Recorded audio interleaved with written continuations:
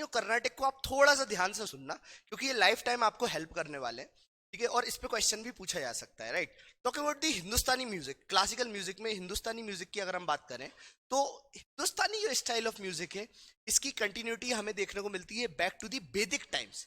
वैदिक टाइम से ही हिंदुस्तानी म्यूजिक देखने को मिलता रहा है, ठीक है, वैदिक टाइम्स ऋग्वेद काल से हिंदुस्तानी म्यूजिक में आउटसाइड इन्फ्लुएंस भी देखने को मिला है। आउटसाइड इन्फ्लुएंस जैसे जैसे राजा आते गए, कारवा बसता गया और म्यूजिक में भी कुछ कुछ चेंजेस होते गए, तो हिंदुस्तानी म्यूजिक में ये देखने को मिला।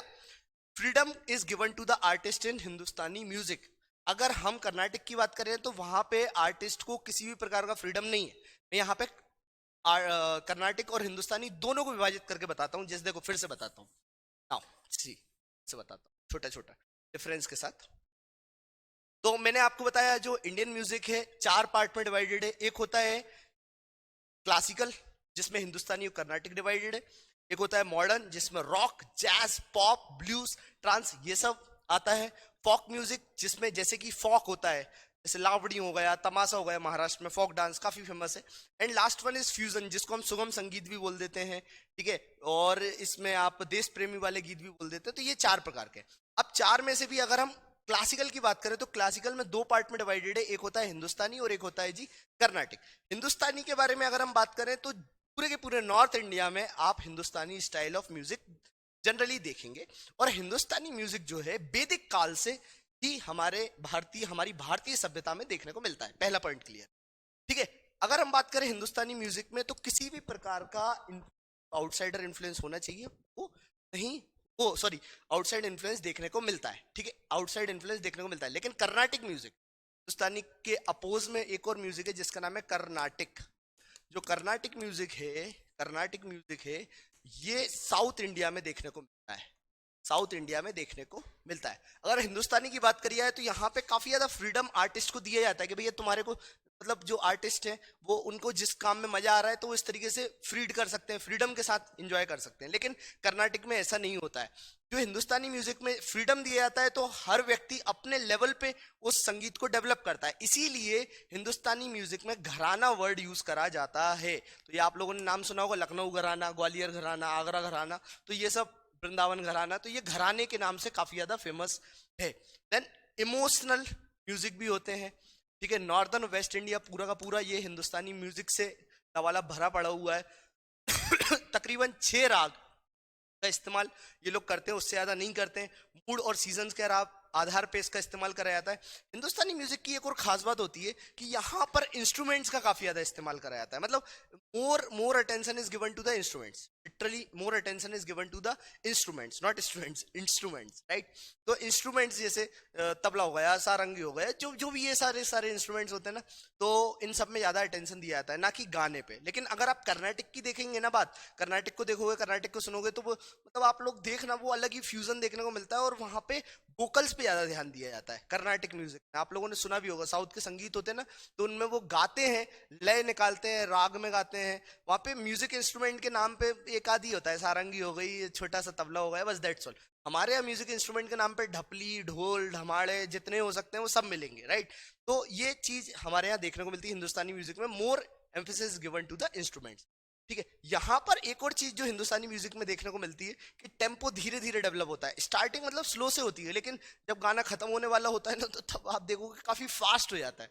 जैसे डांस हो रहा है, कथक चालू हो रहा है, कथक डांस हो रहा है हिंदुस्तानी म्यूजिक पे, तो वो धीरे धीरे चालू करते हैं, लेकिन लास्ट में बहुत तेज तेज इस टाइप से तुम लोगों ने गाने भी सुने होंगे, राइट, ठीक है। तो कई सारे गाने तो इस तरीके से देखने को मिल जाते हैं। इंस्ट्रूमेंट वही तबला, सारंगी, सितार, संतूर देखने को मिलता है। कॉमनली वायलिन, फ्लूट का भी इस्तेमाल करा जाता है। Now we talk about the Carnatic music. जो कर्नाटिक म्यूजिक है ये हमारे साउथ इंडिया में काफी ज्यादा फेमस है। रिसेंट ओरिजिन है, बहुत ज्यादा ओल्ड नहीं है, जैसे हिंदुस्तानी काफी ज्यादा ओल्ड है, लेकिन इसकी ये खास बात है कि ये इंडिजिनस है, ठीक है। कहीं बाहर से चुराया नहीं है, कोई बाहर से आया है तो ऐसा कुछ नहीं है। और कर्नाटिक म्यूजिक में डिसिप्लिन का बहुत बड़ा रोल होता है, कोई फ्रीडम नहीं दिया था भाई। जो है वहां पर अगर सारे गामा पा धा नी सा सा नि धा प मा गा रे सा लिखा हुआ है ना, तो वैसा ही गाना होगा, आप उसमें कोई चेंज नहीं कर सकते। अगर उनका कोई राग है और राग स्पेसिफिक है तो आपको वैसा ही गाना होगा, ये नहीं कि तुम अपने लेवल पे और ज्यादा उसमें कुछ ट्विस्ट एंड टर्न्स टर्न्स कर दो, ऐसा कुछ भी नहीं होगा, राइट। तो यहाँ पर किसी भी प्रकार का फ्रीडम नहीं दिया जाता है, ना ही साउथ इंडिया में कर्नाटक में कोई किसी भी प्रकार का घराना होता है। यहाँ पर जो म्यूजिक होता है ना बहुत टफ होता है, इंटेलेक्चुअल लेवल पे उसकी जो क्लैरिटी होती है बहुत हाई होती है। आप लोगों को लग रहा होगा, कई बार तुम लोगों ने सुना होगा कि अरे यार ये कैसे मैं तब एक बकरी की तरह गा रहा है, लेकिन भाई जब आप गाना चालू करोगे ना तो ऐसी की तैसी हो जाएगी, इतना टफ होता है, लिटरली बहुत टफ होता है, राइट। तो वो अलग स्पिरिचुअल लेवल पे म्यूजिक उसको माना जाता है। पूरे के पूरे पेनिनसुलर इंडिया, साउथ इंडिया में ये काफी ज्यादा फेमस है। यही नहीं, जो कर्नाटिक म्यूजिक है उसमें 72 राग हैं, 72 राग, 72 राग, आप सोच लीजिए कितनी ज्यादा होंगी। Raga does not adhere to time और anything else and all, not very important for us. वही सब है। अब इसमें जो इंस्ट्रूमेंट्स यूज करे जाते हैं ना तो वो काफी ज्यादा नहीं होते, लेकिन वही ये मेन जो इंस्ट्रूमेंट है क्लासिकल टाइप के, जैसे वीणा हो गया, मृदंगम हो गया। मृदंगम जानते हो ना, एक ढोल होती है लेकिन लंबी वाली ढोल होती है, ठीक है? जो उसका जो कॉर्नर होता है ना थोड़ा सा छोटा होता है तो उसको हम बोलते हैं मृदंगम, राइट। तो मैंने आप लोगों को बताया कर्नाटिक म्यूजिक जो कि साउथ इंडिया में प्रिवेल करता है। किसी भी प्रकार का यहाँ पे लोग होते हैं ना, वहां पे कोई फ्रीडम नहीं होता है। जो प्ले करते हैं, प्लेयर जो होता है वो फ्रीडम के साथ नहीं कर सकता है, उसको जो बोला गया है, जो किताब में लिखा गया है, संगीत है, वैसा ही प्ले करना पड़ता है। हिंदुस्तानी में ऐसा नहीं होता है, यहाँ पर वोकल्स पे ज्यादा ध्यान दिया जाता है। ऑन दी अदर एंड हिंदुस्तानी में वोकल्स पे ज्यादा ध्यान नहीं दिया जाता है, ठीक है।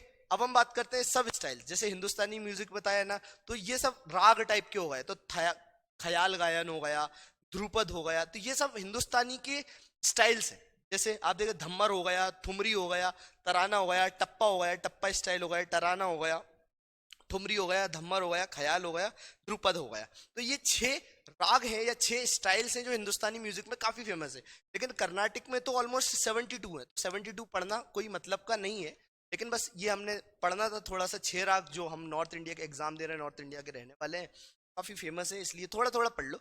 ध्रुपद जो राग है वो वेदों के टाइम से ही ज्यादा प्रिवेल करती है। यहाँ पर काफी ज्यादा मंत्रों का इस्तेमाल करा जाता है। ये जो है प्रमोट करी गई थी ग्वालियर के राजा मान सिंह के द्वारा, इसलिए आपके लिए भी इंपॉर्टेंट हो जाता है ध्रुपद राग। ग्वालियर के राजा, तो आपसे पूछा जा सकता है क्वेश्चन आंसर फॉर्मेट में कि अच्छा कौन राजा था जिसने प्रमोट करा था या पेट्रोनाइज करा था ध्रुपद राग को, ध्रुपद को? तो वो थे मान सिंह ऑफ ग्वालियर, मान सिंह के ऐसे करके नाम देख लो, यहाँ पे अमन भी है, ये कर दोगे तो अमन सिंह हो जाएगा। खैर मान सिंह याद रखिएगा।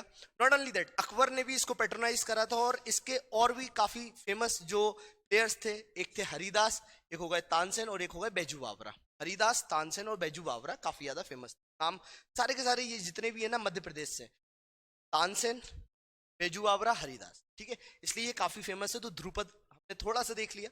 फिर ख्याल गायन होता है। ख्याल गायन भी एक प्रकार का मतलब टेम्पो बेस्ड गायन होता है। ये भी 2 पार्ट में, बड़ा ख्याल, छोटा ख्याल, नॉट वेरी इंपॉर्टेंट। ध्रुपद हमारे लिए ज्यादा इंपॉर्टेंट है, जिससे क्वेश्चन पूछा जा सकता है, ये तो आपके लिए बस लिख दिया।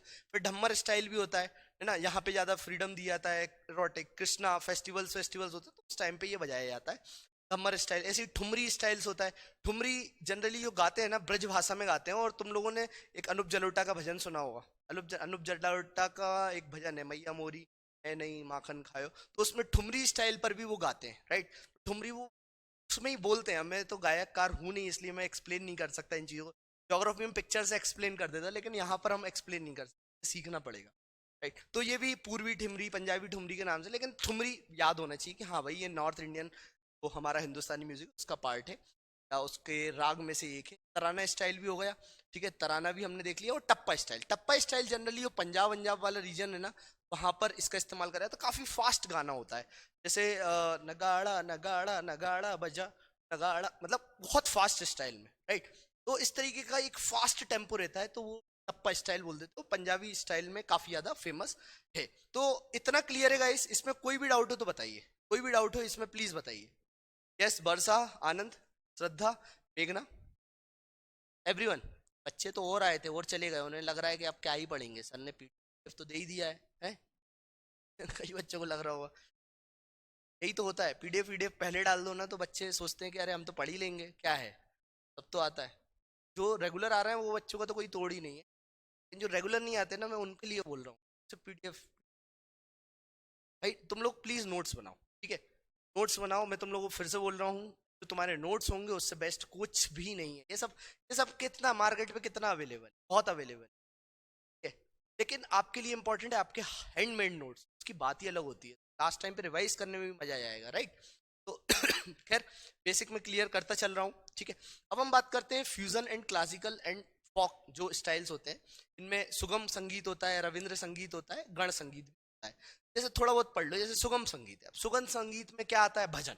जैसे हमारे तरफ जो गाए जाते हैं ना भजन, अपन बोलते हैं भजन चल रहे हैं, तो भजन जो है गॉड को, मीरा को, नानक को प्रेस करने के लिए गाते हैं, तो ये भजन होता है। तुम लोग अगर कैफेस में जाते हो तो वहां पे भजन थोड़ी लगाते हैं, भजन तो सुबह सुबह चलते हैं भगवान को प्रेस करने के लिए, आरती टाइप का।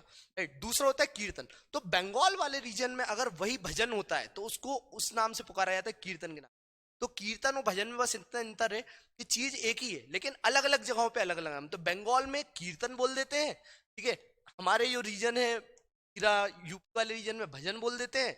शबद कहाँ बोला जाता है, शबद, शबद। जैसे आप लोग कितने लोग हैं जो अमृतसर गए, अगर अमृतसर गए हैं वहां के गोल्डन टेम्पल में गए होंगे, तो वहां पे तुम लोगों ने देखा होगा गुरुवाणी, अमृतवाणी बोलते, गुरुवाणी बोलते हैं, किताब रखी हुई है। वो एक इस तरीके से उसको हवा कर रहे हैं और गा भी रहे हैं, गा रहे हैं बढ़िया, उनको पढ़ भी रहे हैं।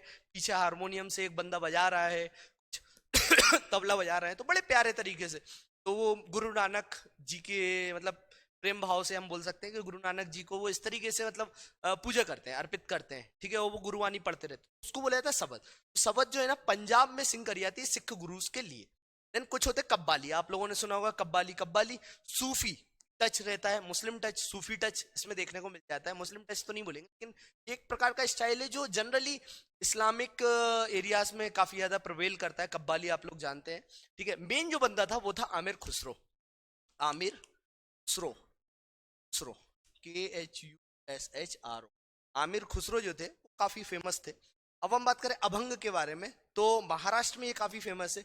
गुरु नामदेव, तुकाराम, ठीक है, काफी ज्यादा फेमस थे। गुरु नामदेव और तुकाराम जो थे अभंग संगीत के काफी फेमस सब कलाकार थे। देन भटियारी हो गया बंगाल में, देवराम हो गया तमिलनाडु में, और गजल हो गया, गजल पर्सियन टच। जो गजल हम लोग गाते हैं ना, गजल तुम लोगों ने सुना, होश वालों